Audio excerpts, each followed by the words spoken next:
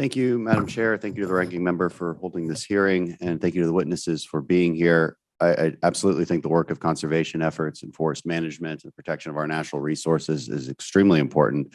And I'm sure the work done by many of our witnesses has contributed positively to that effort. I do have some concerns, as you might imagine.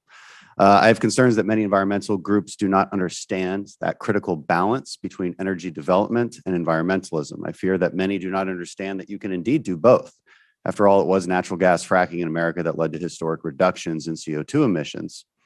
And I don't think this is a goal of many environmental groups, unintentionally, intentionally, whatever it may be.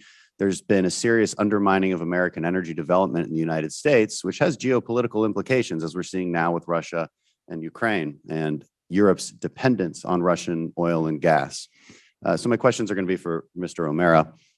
You stated in your 990 that you're currently supporting litigation against Enbridge Line 5, which, if successful, would remove 500,000 barrels per day, causing yet another serious supply shortage of petroleum products in an environment where there's already extreme shortages, increasing gas prices in an environment where gas prices are already very high. Are you using federal grant money to do this for your efforts, recognizing, given the context, that that money is indeed fungible? No. So we receive very little federal money. Okay, but money is fungible. So you're taking grant money, and just a quick count of federal grant money from the last few 990s is over $4 million.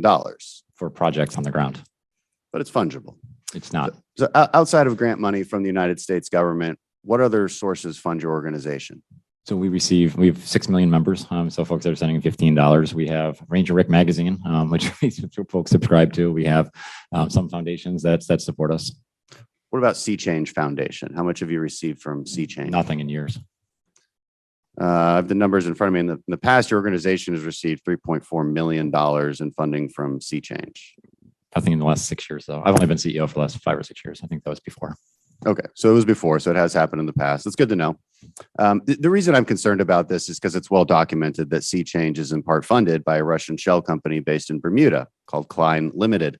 Vladimir Putin funnels money through Klein to organizations for obvious reasons to undermine American oil and gas and keep the world dependent on Russian oil and gas. And I'll submit these reports for the record.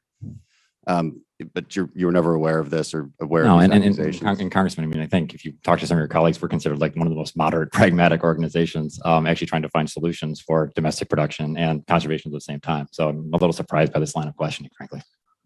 Well, it's because these talking points that Russia puts out and that some of our environmental groups put out that are anti-American energy, they tend to coincide. They tend to be the same. And it's concerning when you start to follow the money. I appreciate the fact that it hasn't happened in 6 years. That's good news, but the talking points haven't changed and the efforts haven't changed.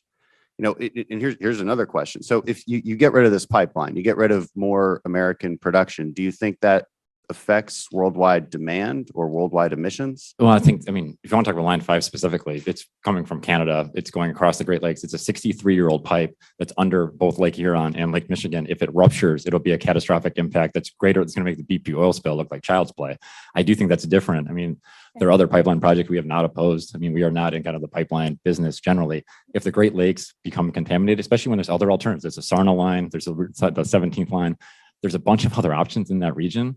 Like having the Great Lakes be contaminated on our watch will be one of the greatest environmental disasters in our history. We're not in the middle of all these other pipeline fights that you hear from other different groups, but that's one where it's the most important freshwater source of water in the world. And having that happen, and frankly, Enbridge, given their history of the Kalamazoo spill and others, I mean, it's just one of those cases where we need a better solution because you have a pipe that was supposed to last for 50 years and we're at 60 something and counting. Okay. Look, the reason I'm concerned about this, I'm not the only one who's ever brought this up, that Russian propaganda has made its way into a lot of environmentalist talking points. You've done a good job defending your organization today, and I appreciate that. But I'm not the only one who said this. Hillary Clinton has stated this is true. NATO Secretary General has stated this is true. Our ODNI has stated this is true. Our National Security Council members have come out and testified again for this. So it's an important piece of the puzzle when we talk about American production and how to balance that with environmentalism. You know, believe it or not, we're all on the same page on a lot of these efforts to increase our conservation efforts and protect the environment. But we also have to protect people's ability to make a life for themselves and bring themselves out of poverty. You can only do that through energy security and in an environment where inflation isn't skyrocketing.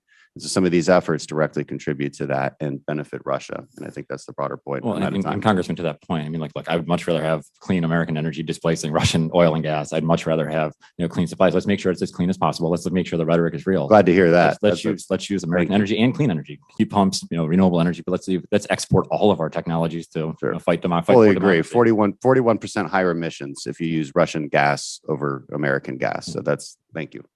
I yield back.